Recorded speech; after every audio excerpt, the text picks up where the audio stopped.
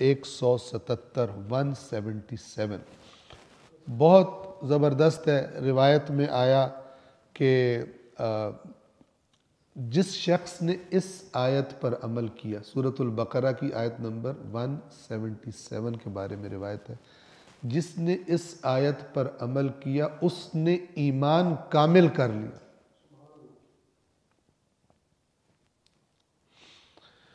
پہلے اس کا پس منظر سن لیں۔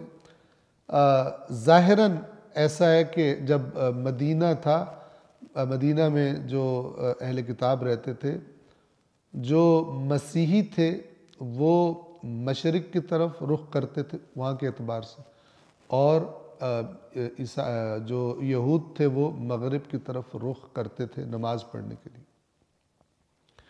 تو ان میں بھی یہ بحث رہتی تھی، اور گویا ماحول ایسا بن گیا قبلہ کا، اس میں مسلمان بھی شامل ہو گئے۔ جب قبلہ تبدیل ہوا، آپ کو پتہ ہے کہ پیچھے آیات گزر چکی تبدیلی قبلہ کی، تو یہ آج بھی ہوتا ہے۔ ایک مسئلے پر ایک چیز پہ ایسے فوکس کرتے ہیں، کہتے ہیں کہ یہ ہے تو دین ہے، یہ نہیں ہے تو دین نہیں ہے۔ تو یہ قبلہ کی تبدیلی والا بھی ہر ایک کیا کہہ رہا تھا، جدھر ہم منہ کرتے ہیں ادھر منہ کرو گے تو نیکی ہے، ادھر منہ نہیں کرو گے تو کوئی دین نہیں ہے، کوئی نیکی نہیں۔ تو خالق نے اپنے کلام میں یہاں پر بہت زبردست انداز میں یہ بتایا کہ دین ظواہر کا نام نہیں ہے، ادھر منہ کرنا یا ادھر منہ کرنا۔ جو ظاہری طور پر چیزیں ہیں، اصل میں نیکی وہ نہیں ہے، بلکہ اصل نیکی تمہیں میں بتاتا ہوں کہ نیکی ہوتی کیا۔ چونکہ آج کتنے لوگ ہیں کعبے کی طرف منہ کرتے ہیں لیکن پکے بے ایمان بھی ہیں کہ نہیں؟ ہر نماز مثلا جماعت سے پڑھیں گے، لیکن جماعت کے بعد جب دکان پہ جائیں گے ویسے ہی چوری کریں گے، ویسے ہی جھوٹ بولیں گے۔ مختلف شعبوں کے لوگ، ایک تو وہ ہے نا کہ جو اس معاملے میں ایماندار ہے کہ چونکہ بے ایمانی کرتا ہے، نماز وغیرہ بھی نہیں پڑھتا، کہتا ہے میں بے دین ہوں، ٹھیک ہے؟ اس سے زیادہ خطرناک طبقہ کون سا ہے جنہوں نے کمر توڑی ہے دین کی، کہ جو دین کے ظواہر کے بڑے پابند ہیں۔ ظواہر سمجھ رہے ہیں؟ ظاہر کی جمع، دین کی کچھ ظاہری علامات ہوتی ہیں، مثلا ٹوپی پہنی ہوئی ہے، ہاتھ میں تسبیح پکڑی ہوئی ہے، مثلا داڑھی رکھی ہوئی ہے، مثلا جناب مختلف قسم کی، بعض لوگوں نے شلوار اوپر کی ہوئی ہے ٹخنوں سے، بعض لوگوں نے مثلا کالے کپڑے پہنے ہوئے ہیں، بعض لوگوں نے، علامات ہیں کچھ ظاہری، لیکن اندر چیر کے دیکھو تو بے ایمانی میں سب ایک جیسے، پریکٹیکل لائف میں سب ایک جیسے۔ تو اللہ اس کلر چینجز جو اوپر پینٹ کیے ہوئے ہیں، اس سے اللہ دھوکہ نہیں کھاتا، نہ اللہ کے فرشتے کرامن کاتبین وہ دھوکہ کھاتے ہیں۔ تو اس آیت میں اللہ نے یہ بتایا کہ یہ تم ظاہر پہ لڑ رہے ہو، ادھر منہ تو ادھر منہ تو فلان، یہ سمجھو کہ اصل میں نیکی ہے کیا۔ یہ ویسے تو پورا قرآن مجید ہی نصاب میں ہونا چاہیے ہمارے، لیکن یہ ان آیات میں سے ہے کہ جن کے بارے میں شدید خواہش ہوتی ہے کہ یہ نصاب میں بتایا جائے کہ اصل دین ہے کیا چیز، بجائے یہ کہ بچپن سے بچوں کو الف لیلائی داستانیں اور قصے اور شاعریاں سنا سنا کے ان کے ذہنوں میں وہی ڈال دیا۔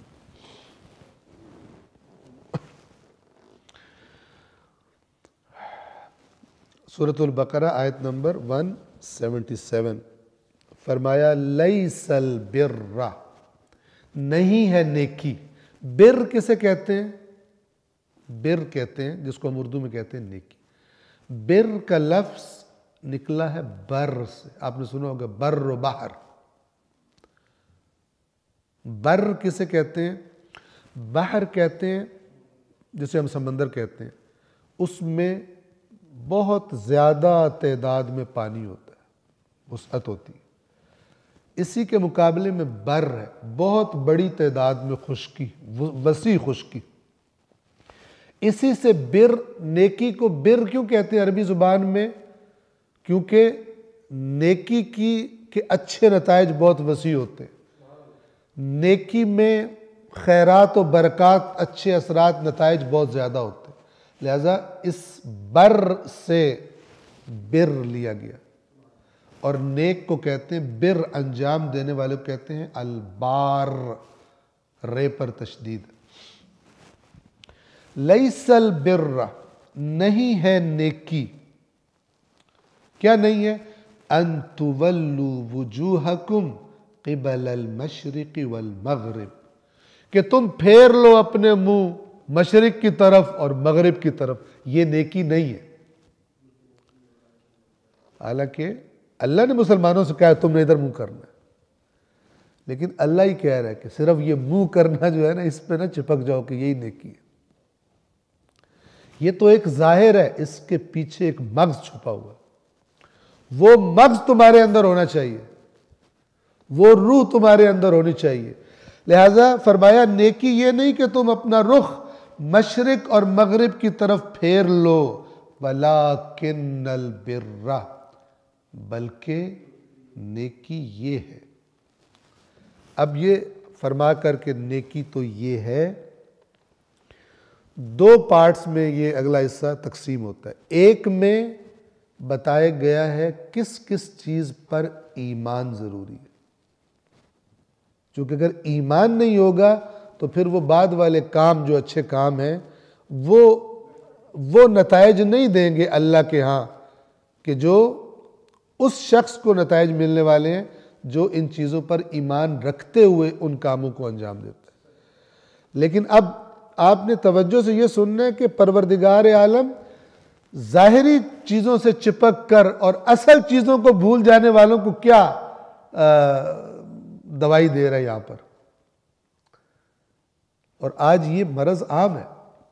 دیکھیں ہمارا معاشرہ اگر آپ دیکھیں، کچھ لوگ ایسے ہیں کہ جو بالکل ہی سیکولر ہیں، مطلب دین کے ظواہر کی بھی پابندی نہیں کرتے، نہ ان کے لباس میں، نہ ان کی زندگی کے انداز میں، بس اتنا ہی کرتے ہیں کہ لوگ کافر نہ کہنا شروع ہو جائیں ان کو، ٹھیک ہے؟ تو وہ کسی جگہ پہ کہتے ہیں یار کلمہ ہم نہیں پڑھا ہوا، ٹھیک ہے نا؟ تو اتنا ایک ہوتے ہیں، ورنہ ظواہر ان کی زندگی میں دین والی کوئی چیز بظاہر بھی دکھائی نہیں دیتی۔ یہ ایک طبقہ ہے، صرف اتنا ہوتا ہے کہ یہ پیدا مسلمان کے گھر میں ہوں گے پاکستان میں مثلا، یا نیچے لے آئیں یہ پیدا دیوبندی کے گھر ہوا ہے، پیدا شیعہ کے گھر ہوا ہے، پیدا بریلوی کے گھر ہوا ہے، باقی وہ کسی چیز کا پابند نہیں ہے۔ ہاں کہیں اگر بحث ہو جائے تو وہ بریلوی بن جاتا ہے، وہ دیوبندی ایک دوسرے کو برا بھلا کہنے میں ہوتے ہیں، باقی پریکٹیکلی ان کا کوئی تعلق نہیں ہے، نہ اس کا دیوبندیت سے، نہ اس کا بریلویت سے، نہ اس کا تشیع سے، کوئی تعلق نہیں ہے، صرف لڑنے کا ٹول ہے یہ۔ جیسے بندے مارنے کا ٹول بن گیا اسلام، اب کسی پہ الزام لگاؤ مذہب کی توہین کا، اس کو بدترین طریقے سے، جس سے مذہب نے منع کیا ہوا اس مارنے کے طریقے سے بھی منع کیا ہوا اس طریقے سے مار دو۔ توجہ فرما رہے ہیں؟ تو اب مذہب جو ہے اس کے لیے تو بہرحال ہم موضوع سے نہ ہٹیں۔ ایک طبقہ وہ ہے کہ جو دین کے ظواہر کا بھی لحاظ نہیں کرتا، چلیں جی یہ تو کم از کم اس معاملے میں ایماندار ہے کہ بھائی ہم تو ہے ہی نہیں۔ ایک طبقہ جس نے زیادہ دین کی کمر توڑنے میں کردار ادا کی ہے، وہ یہ کہ جن کو اگر بظاہر دیکھو تو دیندار ہے، یعنی ان کا جو امپریشن ان کی ڈریسنگ سے، ان کی باتوں سے، ان کے ظاہری سٹائل سے لگے گا دیندار بندہ ہے، لیکن اگر لین دین اور کچھ عرصہ ساتھ گزاریں گے تو پتہ چلے گا پکا بے ایمان۔ انہوں نے کمر توڑی ہے، چونکہ ایک بالکل جو سیکولر ٹائپ کا بندہ ہے نا، اس سے لوگ دین ایکسپیکٹ نہیں کرتے، اسے دیندار نہیں سمجھتے۔ وہ اگر گڑبڑ کرتا ہے تو وہ دین کے کھاتے میں نہیں جاتی، اگرچہ اوورآل جو بھی مسلمان خرابی کرتا ہے دین بدنام ہوتا ہے، لیکن ایک وہ مسلمان ہے جو دین کے ظاہر کا بھی لحاظ نہیں کر رہا، دوسرا وہ ہے جس نے ظاہر اپنا دینی بنایا ہوا ہے، نماز پڑھتا ہے، روزہ رکھتا ہے، اعتکاف کرتا ہے، تلاوت کرتا ہے، لیکن یہ رسم کی حد تک ہے، ظاہر کی حد تک ہے، اس کے اندر جو روح ہونی چاہیے دین کی وہ نہیں ہے۔ اور وہ کیسے نہیں ہے؟ جب بھی کوئی اپنا مفاد آتا ہے، لین دین کا معاملہ، اس کی روش بالکل وہی ہے جیسی بے ایمانوں کی ہوتی ہے۔ جھوٹ بولنا پڑے جھوٹ بول دیتا ہے، حق مارنا پڑے حق مار لیتا ہے، رشوت کھانی پڑے رشوت کھا لیتا ہے، کچھ بھی کر لیتا ہے۔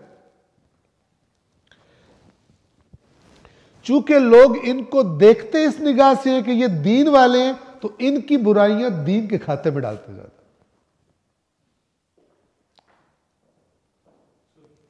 آپ دیکھیں کہ لہذا اسلام کو بدنام کرنے میں جو مسلمانوں نے خدمت کی ہے اتنی کفار نہیں نہ کی ہے نہ کر سکتے. چونکہ ایک بندے کے خلاف پروپیگنڈا ہو تو لوگ دیکھتے ہیں, بندہ تو دیکھے چیک کریں, آگے بندہ دیکھے بندہ ویسا ہی ہو. دنیا کو کہا گیا, دشمنوں نے کہا مسلمان دہشت گرد ہیں, وحشی ہیں, فلان ہیں. لوگوں نے کہا اچھا ہم دیکھتے ہیں. انہوں نے مثلا سیالکوٹ کا واقعہ ان کے سامنے آ گیا, ان کے ہاں مثلا داعش کے ذبح کرنے اور جلا دینے اور فلان اور یہ سامنے آ گئے. تو ان کا بالکل ٹھیک کہا گیا, یہ ایسے ہی ہے, جیسا سنا تھا ویسے ہی. تو جتنی ان لوگوں نے خدمت کی ہے دین کو بدنام کرنے میں, اتنی دشمنان دین نے نہ کی ہے نہ کر سکتے تھے اگر یہ ایسے نہ کرتے تھے. اب توجہ فرمائیں, نیکی یہ نہیں ہے کہ تم اپنا رخ مشرق اور مغرب کی طرف پھیر لو, بلکہ نیکی تو یہ ہے کہ نمبر 1 من آمن باللہ, جو شخص اللہ پر ایمان لائے, والیوم الآخر, اور آخری دن پر ایمان لائے, قیامت. اللہ پر ایمان کے ساتھ آخرت پہ کیوں ضروری ہے؟ اللہ پہ ایمان لے بھی آئے تو اچھا کوئی بات نہیں, گناہ کرتے رہو, اللہ تعالیٰ کوئی نہیں, تھوڑا سا ناراض ہی ہوں گے نا, لیکن پتہ ہو کہ مجھے تو پکڑ کے جہنم میں ڈال دیں گے, تو ذرا ڈر جائے گا. قیامت پر ایمان. والملائکہ, اور اللہ کے ملائکہ فرشتوں پر ایمان. والکتاب, اللہ کی کتاب پر ایمان. والنبیین, اللہ کے نبیوں پر ایمان. اب یہ ایمان کچھ رزلٹ دکھائے گا جو انسان کے کاموں سے ظاہر ہوں گے رزلٹ. ان چیزوں پر ایمان کون سی صفات پیدا کرے گا اس مومن پر جو ان چیزوں پر ایمان رکھتا ہے؟ یہ اب اللہ تعالیٰ پریکٹیکل اعمال گنوا رہا ہے. ان چیزوں پر ایمان ہو, نیکی یہ ہے دل میں ان چیزوں پر ایمان ہو اور عمل تمہارا, شخصیت تمہاری ان صفات سے پہچانی جاتی ہے. باقی فراڈ ہے. سب سے بڑا گھپلا مذہب کے ساتھ یہ ہوا کہ رسومات میں محدود کر دیا گیا. لڈو پیڑے کھاؤ, کیک کاٹو, تالیاں بجاؤ, سیٹیاں بجاؤ, فلان کرو, اور باہر جا کے ویسے کہ ویسے بے ایمان رہو اور جنت تمہاری. اس نے جو ظلم کیا دین کے ساتھ اور تباہی کر دی, قوموں کی قومیں تباہ ہو گئی. یہ دین کی تعریف شیطان کرتا ہے اور لوگ کہتے ہیں کہ یہ پیکج بہت اچھا ہے. اللہ والا پیکج سخت ہے, یہ والا پیکج بہت زبردست ہے. اور پھر اللہ کی کتاب کا نہ پڑھنا سبب بنتا ہے کہ وہ سمجھے یہی دین ہے, یہی والی دین ہے. جتنا اس رسم ادا کرنے کا ثواب ہے اتنا تو ثواب کسی چیز کا ہے ہی نہیں.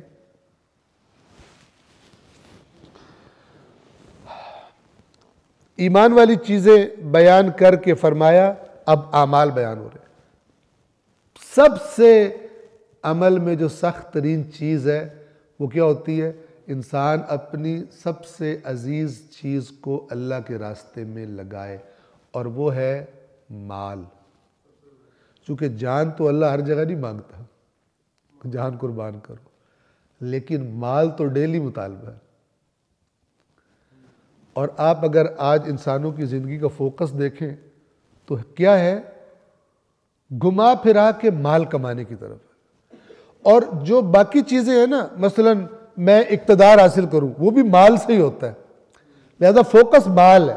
مال ہوگا تو اقتدار بھی آ جائے گا, مال ہوگا تو عیاشی بھی ہو جائے گی, مال ہوگا تو لگژری بھی آ جائے گی, آرام و آسائش بھی. مال بیس ہے, باقی اس کے رزلٹ ہے. تو اللہ تعالیٰ نے ایمان کا پہلا اثر یہ دکھایا کہ مال کی محبت کے باوجود مال کو خرچ کرے. یعنی ایمان کی جو پش ہے, ایمان کا جو دھکا ہے, وہ اس کو مال کی محبت, اس کی مال کی محبت پر غالب آ جائے, نکال دے باہر اس کو.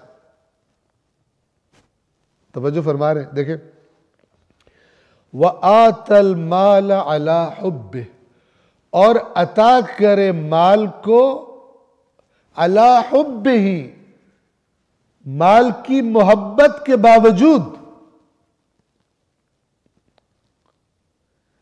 ایک زمانہ وہ آ جاتا ہے کہ جب انسان کے دل میں ایک لحاظ سے موت بالکل سامنے دیکھ رہا ہے، اسے پتہ چل گیا مرنے والا ہوں، اور وہ کہے کہ جیسے بعض قومیں عذاب دیکھ کر توبہ کرتی تھی، عذاب آ گیا تو توبہ قبول نہیں ہوتی۔ اگر مال کی محبت ہی، یعنی دنیا سے ایسا اس کا کام خراب ہو گیا ہے، اس کے بدن میں طاقت نہیں رہی، یا بڑھاپا اتنا شدید ہو گیا، کوئی وہ لذت لے ہی نہیں سکتا، اب کہے کہ یہ مال ادھر مثلا دے دو، اس کی وہ ویلیو نہیں ہے۔ کب ویلیو ہے؟ جب مال کی محبت، مال کے ساتھ جو خواہشات اٹیچ ہوتی ہیں، جو آرزویں اٹیچ ہوتی ہیں، جو پلان اٹیچ ہوتے ہیں مال کے ساتھ، وہ موجود ہیں، وہ اپنی طرف کھینچ رہے ہیں، اور ان چیزوں پر ایمان کی قوت غالب آئے اور وہ اللہ کے راستے میں مال دے۔ یہ پہلی علامت بتائی۔ وَآتَ الْمَالَ عَلَى حُبِّهِ، اور مال کی محبت کے باوجود مال عطا کرے۔ کسے عطا کرے؟ آپ نظام دیکھیں کتنا خوبصورت ہے۔ اگر ہر مومن اس فارمولے پر عمل کرے تو معاشرے میں جو لوگ غربت کی وجہ سے یا کسی حادثے کی وجہ سے جو پریشانی میں آ جاتے ہیں، آٹومیٹیکلی ختم ہو جائے گا۔ اللہ نے یہاں پہ سسٹم دیا کہ سب سے پہلے ہر شخص مال کس پہ خرچ کرے؟ اپنے قریبی رشتہ داروں پر۔ سب سے بہترین صدقہ یہ ہے۔ اچھا، یہ صدقہ بھیک والا نہیں ہوتا، ہم نے صدقے کو نا بھیک کے ساتھ ایکول کر لیا۔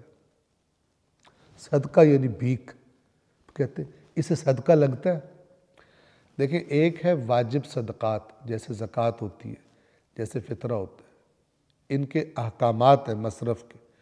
لیکن جو مستحب صدقہ ہے، مستحب صدقہ، آپ کو پتہ ہے روایات میں ہے کہ شوہر کا مثلا اپنی بیوی کو اور بچوں کو کھانا کھلانا بہترین صدقہ ہے۔ بھیک دے رہا ہوتا ہے ان کو۔ یہ ہمارا کانسیپٹ صدقے کے لفظ کے ساتھ وہ بھیک کا اٹیچ ہو گیا، وہ نہیں ہے۔ توجہ فرما رہے ہیں؟ لہٰذا فرمایا مال کی محبت کے باوجود مال عطا کرے، کس کو؟ نمبر 1 پہلا نام لیا، ذوی القربا، اپنے قریبی رشتہ داروں کو۔ میں جب بھی یہ آیت پڑھتا ہوں ذہن میں آ جاتا ہے، چونکہ ہم نے دیکھا ہے اس معاشرے کو، رشتہ داروں کو جلانے کے چکر میں زیادہ ہوتے ہیں۔ ہماری تربیت پتہ نہیں کس نے کی ہے۔ رسومات جو ہے وہ محمد و آل محمد کے نام پہ، اور تربیت کا جب ٹائم آئے پریکٹیکل لائف کا پتہ نہیں کہاں سے لیتے ہیں، ٹھیک ہے نا؟ اور رشتہ داروں کے لیے ایک بڑا گندا سا لفظ بنایا ہوا ہے، شریک۔ رشتہ داروں کہتے ہیں شریک، ٹھیک ہے نا؟ اور پھر اس کے ساتھ کیا جملہ بولتے ہیں؟ شریکوں کو آگ لگانی آج میں نے۔ شریک کون ہے؟ رشتہ دار، برادری، کزن۔ اب اللہ کیا کانسیپٹ دے رہے رشتہ داروں کے بارے میں کہ اگر تجھے خدا نے کچھ زیادہ دیا ہے تو تو بہت ہی بڑا بدبخت آدمی اگر تو ان کو جلائے اپنا مال دکھا کر۔ اور مومن تو تب ہے، آیت کیا ہے؟ نیکی یہ نہیں ہے کہ منہ ادھر کرو اور منہ ادھر کرو اور منہ فلان کرو۔ حالانکہ کب بندہ منہ کرتا ہے قبلے کی طرف؟ جب نماز پڑھ رہا ہوتا۔ نیکی یہ نہیں ہے کہ، اصل بات سمجھیے گا، نیکی یہ نہیں ہے کہ تم عمروں پہ دوڑے لگاؤ، یہاں بے ایمانی نہ چھوڑو، یہاں ڈیوٹی اپنی ادا نہ کرو، فرائض اپنے پریکٹیکل لائف میں۔ کبھی کربلا کی دوڑیں لگی ہوئی ہیں، کبھی نجف کی دوڑیں لگی ہوئی ہیں، کبھی مشہد کی دوڑیں لگی ہوئی ہیں۔ بندہ نہیں بدل رہا، بندہ ویسے کا ویسا بے ایمان ہے۔ تو اللہ تعالیٰ یہ آیت یہ کہہ رہی ہے، یہ ادھر ادھر منہ کرنا یہ نیکی نہیں ہے۔ یعنی یہ کام جعلی بھی ہو سکتے ہیں، غیر حقیقی اور حقیقی بھی ہو سکتا ہے۔ اصل کیا ہے؟ جب تمہاری زندگی پہ یہ تمہارا رخ کرنا ادھر، یہ زندگی اس پورے تمہارا رخ اس سائڈ پہ کرنا، یہ ایک علامت ہے کہ تم اس نظام کو قبول کر چکے ہو، اور وہ نظام اصل میں یہ ہے۔ اگر یہ کام تم کرو نہیں پریکٹیکل لائف میں، صرف منہ ادھر کرتے رہو، یہ ناقابل قبول ہے۔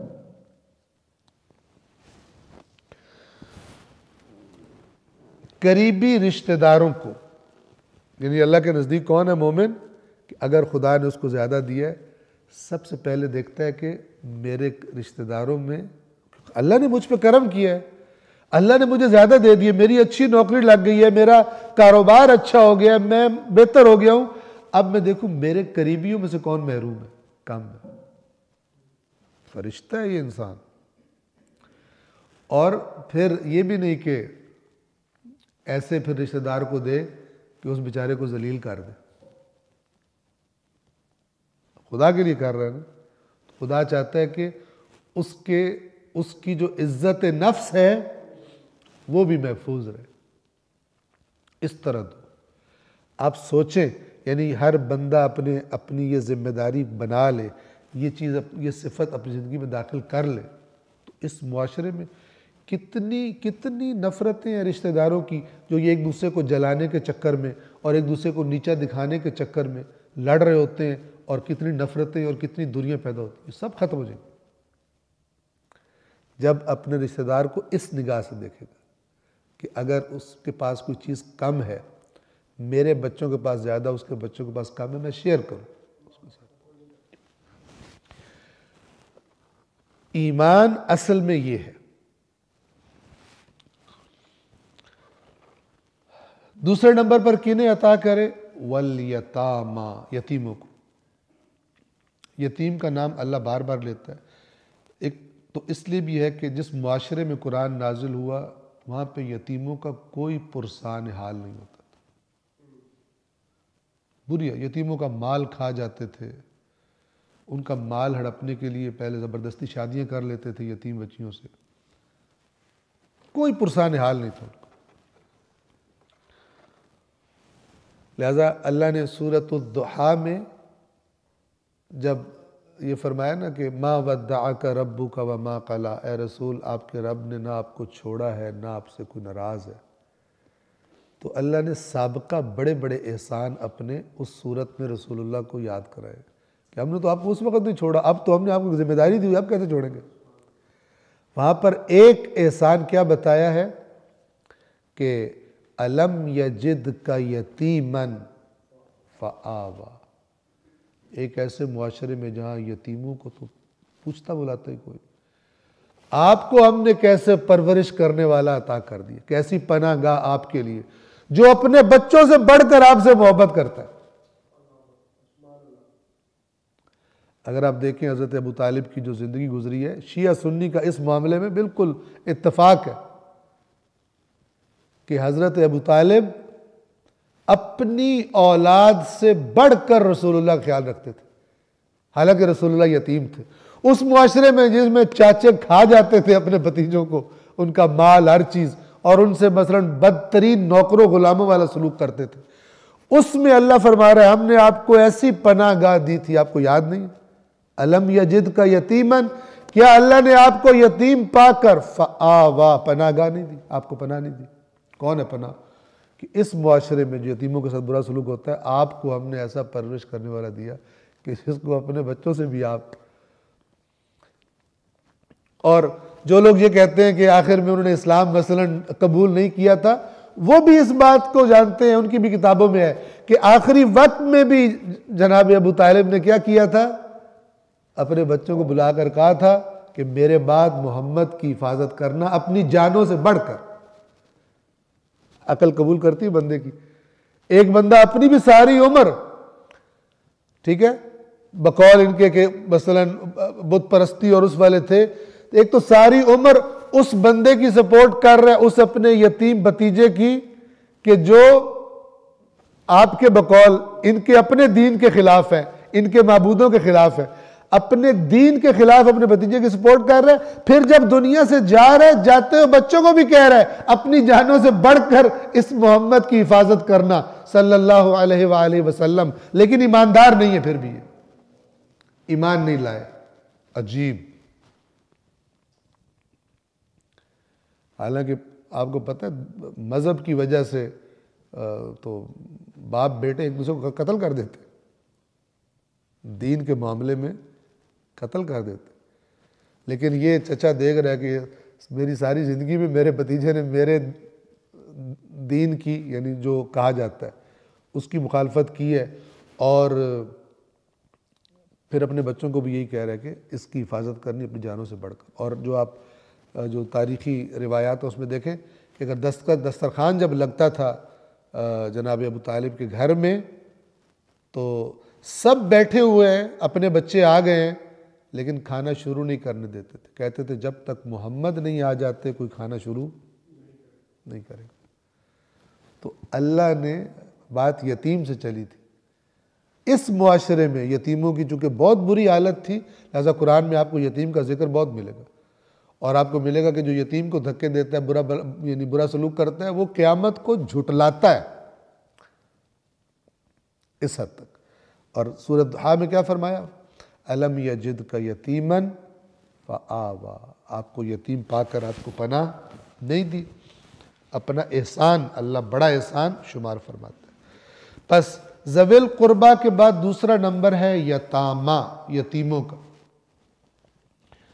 ہم میں سے ہر ایک کو کوشش کرنی چاہیے کہ اگر ہمارے دسترس میں ایسی فیملی جو جس میں یتیم بچے ہیں، باپ ان کا نہیں ہے، ٹھیک ہے، تو مولا علی کا بھی آپ کو پتہ ہے وصیت میں یہ فرمان ہے، اپنے جو مولا علی کی بات سننے والے ہیں ان کو مولا فرما رہے ہیں، کیا فرماتے ہیں کہ تمہارے ہوتے ہوئے ان کے منہ خالی نہ رہ جائے، منہ خالی یعنی ان کو کھانے کا نہ ملے، تمہیں یتیموں کے بارے میں اللہ کا خوف دلاتا ہوں، اللہ سے ڈراتا ہوں۔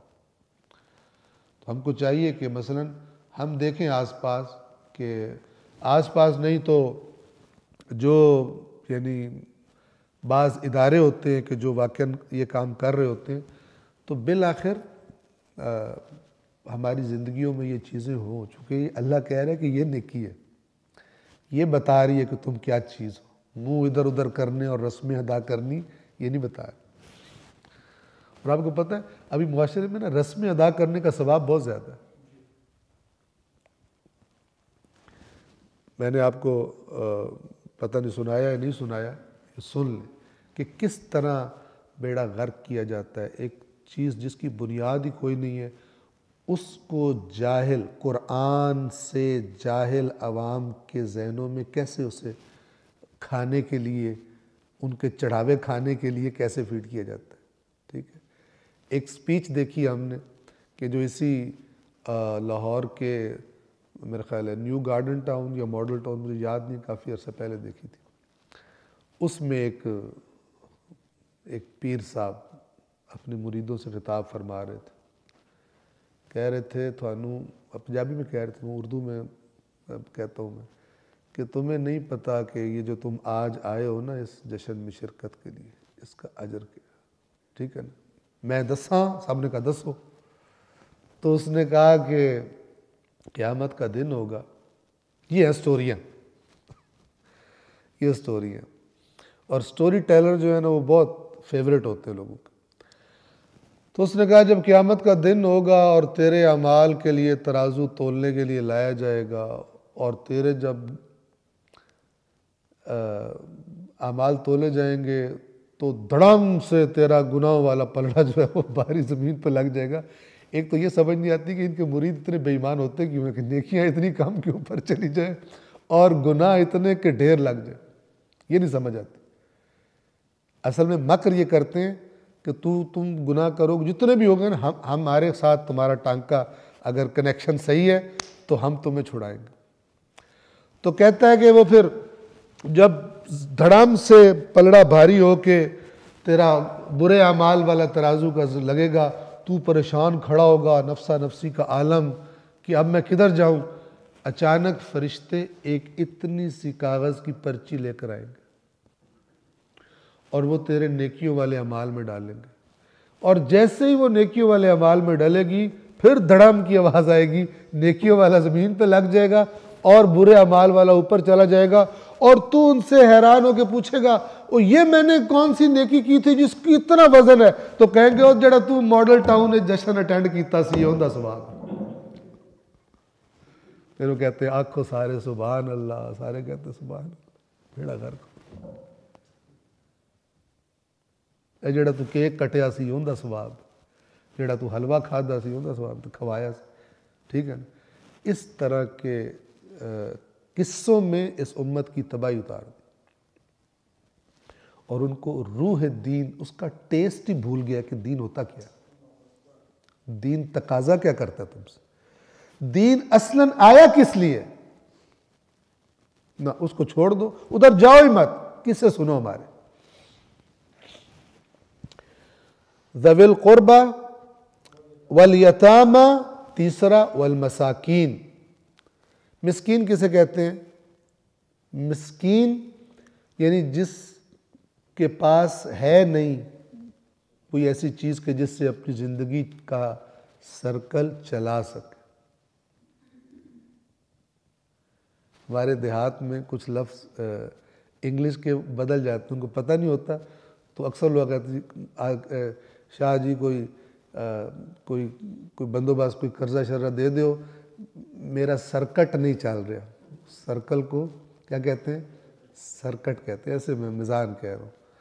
تو مسکین وہ ہوتا ہے جس کی زندگی کا سرکٹ شارٹ ہو گیا ہوتا ہے، اس کا سرکٹ نہیں چلتا، اس کے پاس کوئی کاروبار نہیں ہوتا، کوئی جاب نہیں ہوتی، سکون سے، اور یہ سکون وہ نہیں آرام اور سکون والا سکون، یعنی بے حرکت، اس کی زندگی کی حرکت ختم ہو گئی، ہے نہیں اس کے پاس کہ وہ چلائے، بیٹھ گیا۔ ان کو دینا، اگر مسلمان اپنی ڈیوٹی پہ عمل کریں تو یقین کریں ہماری تو حکومتوں کو بھی ضرورت ہی نہیں پڑے گی کہ وہ ان کا کوئی خیال رکھے۔ اگر ہر مسلمان اس کو کمٹمنٹ کر لے تو جو مثلا جن کو اللہ نے زیادہ دیا ہے حکومت کو ضرورت نہیں پڑے گی۔ لیکن ماڈل ٹاؤن والے جشن کا مقابلہ کوئی نہیں کر سکتا، اس کی جو اٹینڈ کرنے کی جو پرچی ہوگی سارے گناہ اس سے ختم ہو جائیں گے۔ وابن السبیل، ابن السبیل کسے کہتے ہیں؟ ایسا مسافر جو اپنے وطن سے دور ہو اور کسی وجہ سے بھی اس کے پاس مال ختم ہو جائے۔ ویسے ابن السبیل کا لفظی مطلب ہے راستے کا بیٹا، ٹھیک ہے، یعنی مسافر، لیکن ہر مسافر نہیں، ظاہر ہے ابن السبیل جو مسافر کسی حادثے کا شکار ہو کر کسی مشکل کی وجہ سے اب اس کے پاس ہے نہیں اور اپنے وطن میں بھی نہیں ہے کہ وہ کر سکے۔ والسائلین، اور سوال کرنے والوں کو، اس کا مطلب ہے یہ اوپر جن کا ذکر ہوا ہے یہ وہ ہے جو سوال کرتے ہی نہیں، چونکہ سائلین کا الگ سے ذکر کر دیا۔ سائل ہو سکتا ہے رشتہ دار ہو، سائل ہو سکتا ہے یتیم ہو، سائل ہو سکتا ہے مسکین ہو، سائل ہو سکتا ہے ابن السبیل ہو۔ بہت زبردست بات ہے یہ، یعنی تم مومن وہ ہے کہ جو اس انتظار میں نہیں ہے کہ کوئی یہاں کے ہاتھ پھیلائے تو ہی اس کو دینا ہے، وہ جن کے اوپر نام لیے گئے خود ان کی تلاش میں ہے کہ میں نے دینا ہے۔ ہو سکتا ہے کتنے لوگ ہوتے ہیں جو اپنی عزت نفس کی وجہ سے تصور نہیں کر سکتے مانگے، بھوک برداشت کر لیتا ہے، نہیں اپنی خودداری کے خلاف سمجھتا ہے۔ سورۃ البقرہ کے اینڈ میں لا یسألون الناس الحافا، اپنا پردہ رکھنے کے لیے لوگوں سے سوال نہیں کرتا، اور اللہ نے وہاں پہ کہا ان کو دو، اور لفظ کا استعمال کیے للفقراء۔ ہم کیا سمجھتے ہیں اردو میں؟ ایک تو یہ بڑا بیڑا غرق ہوا ہے، ہمیں صحیح معنی کی جگہ ایک اور ہم سمجھتے ہیں فقیر۔ فقیر سے ہمارے ذہن میں کیا ہے؟ جس کا عربی میں لفظ سائل ہے، مانگنے والا، اور دروازے تے فقیر آیا۔ فقیر وہ نہیں ہے ضروری کہ جو دروازے پہ آیا ہو، وہ سائل ہے، سوال کرنے والا۔ ہو سکتا ہے تیرا ہمسایہ فقیر ہو، فقیر جس کی آمدن اس کے اخراجات پورے نہیں کرتی، وہ فقیر ہے۔ ہو سکتا ہے ایک دفعہ بھی نہ مانگے، سفید پوش ہو۔ توجہ فرما رہے ہیں؟ للفقراء، ان فقراء کے لیے ہونا چاہیے کہ جو احصروا فی سبیل اللہ، اللہ کے راستے میں ایسے وہ پھنس گئے ہیں کہ لا یستطیعون ضربا فی الارض۔ البتہ یہ آیت خاص مورد میں اتری ان کے بارے میں کہ جو ابتدا میں جب رسول اللہ مدینہ آئے تھے ذمہ داریاں لگاتے تھے، ان کے پاس اتنا ٹائم ہی نہیں ہوتا تھا، وہ ہر وقت رسول اللہ کے آرڈرز کو اوبے کرنے اور نافذ کرنے پر کھڑے رہتے تھے، اور ان کے پاس ٹائم نہیں ہوتا تھا کہ کوئی محنت مزدوری کرے اور کمائے، لیکن وہ مانگتے بھی نہیں تھے۔ اللہ نے کہا ان کو دو، یہ ان پہ خرچ کیا جائے گا۔ لیکن جو اس کا ریزن ہے وہ اور جو صفات ہیں ان کی وہ عمومی ہے، یعنی اس کا دائرہ وسیع ہے کہ یہ لوگ کیا کرتے ہیں، لا یسألون الناس الحافا، یہ اپنا پردہ رکھنے کے لیے لوگوں سے سوال نہیں کرتے، مانگتے نہیں۔ تو آپ دیکھیے ذوی القربى والیتامى والمساکین وابن السبیل والسائلین، اور مانگنے والے، اور اس کے بعد وفی الرقاب، رقاب رقبہ کی جمع ہے، رقبہ کہتے ہیں گردن کو، مراد غلاموں کی آزادی کے لیے، غلام آزاد کرنے کے لیے۔ خوب آج کے زمانے میں اس طرح سے غلام نہیں ہے کہ جن کو آزاد کیا جائے، لیکن بہت ساری جگہ ایسے ہیں کہ جس کو کہا جا سکتا ہے گردن چھڑوانا، ٹھیک ہے نا۔ اللہ تعالیٰ فرماتا ہے کہ فَلَقْتَحَمَ الْعَقَبَةَ سورۃ البلد میں، ابھی یہ اس اونچی گھاٹی سے ہو کے تو گزرا نہیں ہے، وَمَا أَدْرَاكَ مَا الْعَقَبَةُ، تجھے کیا پتا وہ گھاٹی کیا ہے، فَكُّ رَقَبَةٍ، ایک گردن کا چھڑا دینا، او اطعام فی یوم ذی مسغبہ، بھوک والے دن میں کھانا کھلا دینا۔ اب گردن کا چھڑانا کیا ہے، آپ غلام بھی لے سکتے ہو اور کوئی ایسا اپنے آس پاس کا لے سکتا ہو جس کی گردن کسی قرض میں بری طرح پھنس گئی ہو، کسی حادثے کی وجہ سے وہ بیچارے کی کمر ٹوٹ کے رہ گئی ہو، اس کی زندگی جو پہلے روٹین میں چل رہی تھی بالکل رک گئی ہو، اب آپ کا ایمان آپ کو حرکت میں لائے، اور آپ جو اس کا نقصان ہوا ہے، آپ کے چند دوست یار مل کر جو جانتے ہیں، آپ کو پتہ ہے جن کو بندہ جانتا ہوتا ہے اطمینان قلب سے ان کی ہیلپ کرتا ہے، پتہ ہوتا ہے یہ مشکل میں ہے۔ ایک بندہ کہیں سے اٹھ کے آ جاتا ہے مولانا صاحب کا لیٹر لے کے، میں تصدیق لے کے آیا میرا کام، آپ کو پتہ نہیں ہوتا،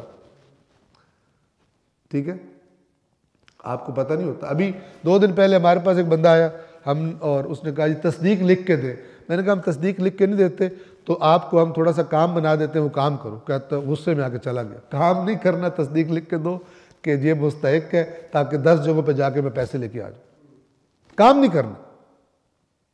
توجہ کر رہے ہیں؟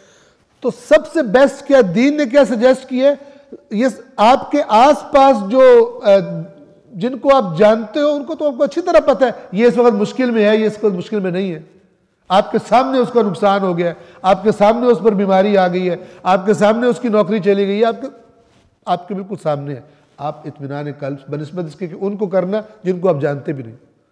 اگر مومنین ان چیزوں کو اپنے اندر لے آئیں تو ہر ایک مومن اپنی جگہ پر خیرات و برکات کا ایک چشمہ بن جائے گا کہ جس سے پھوٹ رہی، اور اگر ایک بندہ ایک کام نہیں کر سکتا، 2 مل جائیں، 3 مل جائیں، 4 اچھے، اور پتہ نہیں کتنے لوگوں کے مسائل حل کر سکتے ہیں۔ توجہ فرما رہے ہیں؟ تو گردن کا چھڑانا، کوئی بندہ پھنس گیا ہے، کوئی مومن بالکل اس کی زندگی اچانک ڈسٹرب ہو گئی ہے، تو گویا اس کی گردن کہیں پھنس گئی ہے، آپ اس کی گردن کو آزاد کروائیں۔ یہ ہے اعمال۔ اب آپ دیکھیں ترتیب اللہ نے کیا رکھی ہے، یہ کام بتانے کے بعد، مال کے خرچ کے بعد فرما رہا ہے وَأَقَامَ الصَّلَاةَ، اور نماز قائم کرے۔ یعنی جو معاشرے کے اندر غریب لوگ ہیں، پریشان حال لوگ ہیں، مصیبت والے لوگ ہیں، اللہ نے اپنی عبادت پر اس آیت میں ان کو پرائیورٹی دی ہے، پہلے ان کا ذکر کیا ہے کہ تیرا ایمان یہ کرے، اس لیے کہ بہت سے لوگ ہیں عبادتیں بہت کرتے ہیں، لیکن جہاں خرچ کا مسئلہ آتا ہے وہاں پر۔ اور یہاں پہ ایک اور بڑی دلچسپ بات ہے، وَأَقَامَ الصَّلَاةَ وَآتَ الزَّكَاةَ، نماز قائم کرے اور زکوٰۃ ادا کرے۔ کوئی بندہ کہے کہ تو یہ جو اوپر پیسے دینے، تو وہ کہے گا وہ واجبات نہیں ہیں، وہ واجبات سے ہٹ کے دینے۔ کچھ لوگوں کی زندگی کا ٹرینڈ کیا ہے، اتنا ہمارا خمس بنتا ہے، اس کے بعد اللہ کی قسم 1 ٹکا بھی دوں میں تو مثلا پریکٹیکلی یہ ثابت کر رہے ہوتے ہیں، میری جیب میں سے نکلے۔ اور کئی حضرات ایسے ہوتے ہیں کہ کوشش کرتے ہیں گھر میں پروگرام ہو نا کوئی، تو اس کا بھی خرچہ کہیں سے خمس کی اجازت مل جائے تو اسے کھاتے میں ڈال دو۔ کوئی عالم دین کہتے تھے کہ اپنی جیب سے خرچو، امام کی جیب سے نہ خرچو۔ توجہ فرما رہے ہیں، یہ جو اوپر ہے نا، اب یہ یہاں پر زکوٰۃ کا ذکر آنا یہ بتا رہا ہے کہ اوپر والے جو خرچے ہیں وہ واجبات میں سے، واجبات مالی میں سے نہیں ہے، وہ تو ذکر آ گیا نماز کے بعد، وہ جو اوپر والے ہیں وہ اس سے ہٹ کر ہے۔ کیونکہ دنیا میں جو سمجھدار بندے ہوتے ہیں نا، وہ زیادہ انویسٹ کرتے ہیں، زیادہ خرچوں کی جگہ زیادہ انویسٹمنٹ کرتے ہیں تاکہ آگے جائیداد زیادہ ہو جائے۔ تو یہ بھی ایسا ہی ہے کہ ایک تو تم نے لازمی دینا ہے جو گورنمنٹ کو ٹیکس دینا ہے، ایک تم جو ہے مثلا مثال کے طور پر خرچ کرو اس واجبات سے ہٹ کر۔ یہ مال کے بارے میں دین اسلام کا سجیسٹڈ سسٹم ہے، تم خود کرو، ہر مومن کرے۔ وَأَقَامَ الصَّلَاةَ، اور نماز قائم کرے۔ نماز قائم کرنے کا سادہ لفظوں میں اپنی طرف سے نماز کے کسی بھی جہت سے نماز میں کمی کوتاہی نہ کرے، اس کے ٹائم کے معاملے میں، توجہ کے معاملے میں، امپورٹنس کے معاملے میں، ہر معاملے میں لوگوں کو لگے کہ نماز اس کے لیے اہم ترین چیز ہے۔ کیونکہ نماز کس کی علامت ہے؟ نماز اللہ کے بلانے پر حاضر ہونے کی علامت ہے۔ تو باقی سب چیزیں چھوٹی ہیں، اور وہ کہتا ہے کہ باقی تیرے کام بھی بالآخر میں نے ہی کرنے ہیں در حقیقت۔ تو اگر تیرا مجھ پر ایمان ہے تو پھر ساتھ یہ بھی ایمان ہے کہ تیرے سارے کام اسی کے پاس سے سائن ہونے ہیں، تو پھر جب وہ بلا رہا ہے تو کاموں کے پیچھے کیوں بھاگ رہا ہے؟ آپ دفتر میں بیٹھ کے کام کر رہے ہو اور باس بلائے، آپ نہ جائیں، وہ بلائے کیا کر رہے تھے؟ آپ کہا میں وہ ٹائپ کر رہا تھا، کہے گا تیرے دماغ تو نہیں خراب؟ بیل کا مطلب ہوتا ہے پہلے تو نے میرے ٹائپ کر رہا ہے، جو مرضی کر رہا ہے، فوری وہاں پہنچنا ہوتا۔ اصل میں نماز کی طرف توجہ نہ کرنا یہ ڈیلی کی بہت بڑی توہین ہے اللہ تبارک و تعالیٰ کی، بہت بڑی بے احترامی۔ اس لیے یہ ایسے ہی نہیں کہا گیا کہ سب سے پہلا جو سوال ہوگا وہ نماز کے بارے میں، اور اگر وہ قبول ہوئی تو پھر ان قبلت قبل ما سواہا، اگر یہ قبول ہو گئی تو ما سوا قبول ہوگا، وَإِن رُدَّتْ، اگر یہ رد کر دی گئی رد ما سوا، کہیں گے یہ تو بندہ وہ ہے جو 5 ٹائم اللہ کو کہتا تھا میں نہیں ہونا، یا کہتا تھا ویٹ کرو میں مصروف ہوں، ابھی بس ڈرامہ ختم ہوگا تو پھر میں آ جاؤں گا، ابھی جناب مجھے ملنے والا میرا یار آیا ہوا اس سے گپ شپ کر لوں، پھر اللہ تعالیٰ کو ویٹنگ میں رکھتا تھا، کال ویٹنگ میں، آپ ذرا ویٹ کریں میں یہ سارے کام کر کے آ جاتا ہوں۔ اقام الصلاۃ یہ ہے، وآت الزکاۃ، اور اپنے جو مال میں واجبات ہیں ان کو ادا کرے، والموفون بعہدہم اذا عاہدوا، معاشروں کے چلنے کا صحیح ڈائریکشن میں چلنے کی ایک بنیادی ترین بات کہ عہد، وعدہ، ایگریمنٹ پورا کر۔ والموفون بعہدہم، موفون وفا کرنے والے، کس سے؟ بعہدہم، اپنے عہد سے وفا کرنے والے، اذا عاہدوا، جب وہ کسی سے عہد، کوئی یہ عاہدوا عہد معاہدہ ہے، جب کسی سے معاہدہ کرتے ہیں تو اس سے وفا کرتے ہیں، یہ مومن کی علامت ہے۔ کتنی خرابیاں معاشرے میں صرف اس وجہ سے ہیں کہ لوگ اپنے عہد کی پاسداری نہیں کرتے، فراڈ کر دیتے، چھوٹی چھوٹی بات پہ عہد توڑ دیتے۔ والموفون بعہدہم اذا عاہدوا، جب عہد کرتے ہیں، جب عہد کریں، اور اپنے عہد سے وفا کرنے والے جب عہد کرتے ہیں، والصابرین، اور صبر کرنے والے، صبر کا صحیح مفہوم ان جگہوں سے پتہ لگتا ہے، والصابرین فی البأساء والضراء، تنگ دستی کا زمانہ ہو، صبر کرنے والے. کیا مطلب؟ حرام کی طرف نہیں جاتے، صبر کرتے ہیں، کہتے ہیں اللہ کی آزمائش ہے، گزر جائے گی، لیکن حرام سے آلودہ نہیں ہونا. وَالضَّرَّاء، بیماریوں کے زمانے میں، مشکلات کے زمانے میں یہ صابر ہوتے ہیں. اور وحین البعث، یہاں پہ صبر کا معنی اور کھل کے آتا ہے، اور عین جنگ کے وقت صبر کرنے والے. کیا مطلب؟ میدان نہ چھوڑنے والے. جنگ کے وقت صبر یہ نہیں ہے کہ میں گھر بیٹھوں گا صبر کروں گا، تم جا کے لڑو مرو. عین میدان میں. والصابرین فی البأساء، یعنی اگر کوئی بڑا چیلنج سامنے آ جائے جس میں کوئی نقصان پہنچ سکتا ہے، جان جا سکتی ہے، لیکن پتہ ہے کہ یہ ڈیوٹی اللہ کی طرف سے ہے، وہاں پہ صبر کرتے ہیں. وہ جو وَلَنَبْلُوَنَّكُمْ والی آیات ہیں، وہاں پر بھی وَبَشِّرِ الصَّابِرِينَ، صبر کرنے والوں کو خوشخبری دو جو ان آزمائشوں میں ڈٹے رہتے ہیں. نہ کہ کام چوری اور ڈر کی وجہ سے گھر جا کے بیٹھ جاتے ہیں اور نام کیا دیتے ہیں، کہتے ہیں ہم صبر کریں گے، اللہ پاک خود نمٹ لے گا ان سے. یہ سارے بے ایمان پھر اپنی ڈیوٹیاں ادا نہیں کرتے، سمجھتے ہیں کہ اس کا آلٹرنیٹ کیا ہے، گھر بیٹھ کے دعائیں مانگو، وظیفے کرو، تسبیحیں کرو اور میدان میں نہ نکلو. یہ بھی ایک انداز فکر ہے تحریف شدہ کہ جو مذہب کو خراب کر دیتا ہے. البتہ ہم جو کہتے ہیں مذہب کو خراب کرتے ہیں، مذہب کو کوئی خراب نہیں کرتا، اصل میں اپنے آپ کو خراب کر رہے ہوتے ہیں.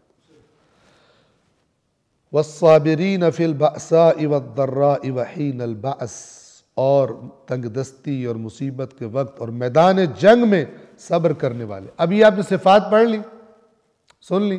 میں ایک دفعہ شروع سے اس آیت کو، یہ جو ترجمہ تفسیر کوثر میں کیا گیا ہے، یہ میں شروع سے پڑھ کے لا رہا ہوں تاکہ ذہنوں میں تازہ ہو جائے، اور پھر آخری 2 جملوں پر یہ تمام ہو جائے گی. وہ نتیجہ ہے.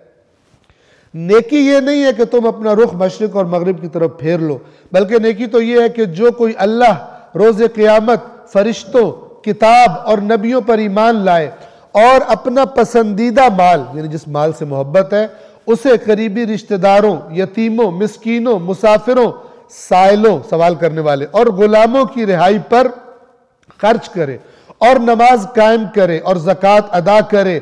جب معاہدہ کرے تو اسے پورا کرنے والے ہوں، اور تنگ دستی اور مصیبت کے وقت اور میدان جنگ میں صبر کرنے والے ہوں. کیا فرمایا؟ اولئک الذین صدقوا. یہ جو کہہ رہے تھے نا ہم مومن ہیں، یہ ہے سچے. اولئک کا اشارہ ہوتا ہے. اولئک الذین صدقوا، یہ جن میں پائی جاتی ہیں یہ وہ لوگ ہیں جنہوں نے سچ کہا ہے کہ وہ مومن ہیں یا وہ مثلا نیک ہیں. وَأُولَئِكَ هُمُ الْمُتَّقُونَ، اور یہی لوگ ہیں متقی. لہذا فراڈ ممنوع. ظواہر کا سہارا لے کر بغل میں چھری منہ میں رام رام کے سٹائل میں یہ والا کام کر کے یہ ممنوع فراڈ دین میں. کیونکہ اللہ تعالیٰ فرما رہا ہے کہ میں تمہارے اندر جانتا ہوں، میں تم نے بہت بڑی گیدرنگ کر لی اور بہت بڑا جشن بنا لیا، میں اس سے امپریس نہیں ہوتا. میں اسی سے امپریس ہوتا ہوں کہ نیکی یہ ہے اصل میں، ان چیزوں پر ایمان اور ان چیزوں پر عمل. وقت گزر گیا. آپ اگر روایات اہل بیت اطہار کا مطالعہ فرمائیں جس میں انہوں نے صفات بتائی ہیں اپنے ماننے والوں کی، تو آپ کو کوئی فرق دکھائی نہیں دے گا، بلکہ ان کی اور تفصیلات دکھائی دیں گی. یعنی یہ تو مین چیزیں ہیں نا، ان کی اور تفصیلات دکھائی دیں گی کہ ہمارے شیعہ یوں ہوتے ہیں. لیکن سارے بڑے سیاڑے نکلے، ان کی ان باتوں کو اندر ہی رکھ دیا اور ظواہر پہ زور ڈال کے کسی نے ایک چیز پکڑی ہوئی ہے، کسی نے دوسری چیز پکڑی ہوئی ہے. ہو رہا کس کے نام پر ہے؟ اہل بیت کے نام پر ہو رہا ہے، لیکن ان کے نام پر ہو رہا ہے جو انہوں نے کہا وہ نہیں ہو رہا. اللہ تبارک و تعالی جو دین خود پروردگار عالم نے اپنی کتاب میں بیان فرمایا اور جو اسی کتاب کی وضاحتوں میں اور تفصیلات میں اللہ کے نبی نے اور ان کے اہل بیت علیہم الصلاۃ والسلام نے جو بتایا، اس حقیقی دین کی معرفت اور اس سے انس اور اس کو جاننے اور اس پر عمل کا شوق اللہ تبارک و تعالی ہم سب کو عطا فرمائے. صلوات پڑھیں محمد و آل محمد.